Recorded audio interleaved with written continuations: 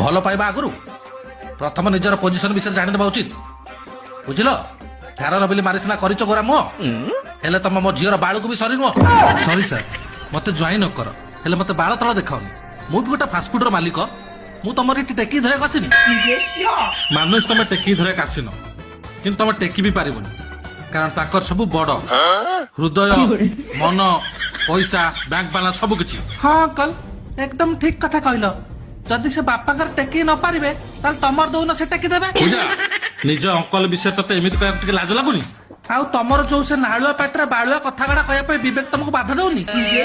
ଫିଟିଗଲା ବାଳ ମୋର ଖୋଲିଦେଲି ରବର। ତମେ ସବୁ ମୋ ଘଇତା ଆଗରେ ଗାଈର ଗୋବର।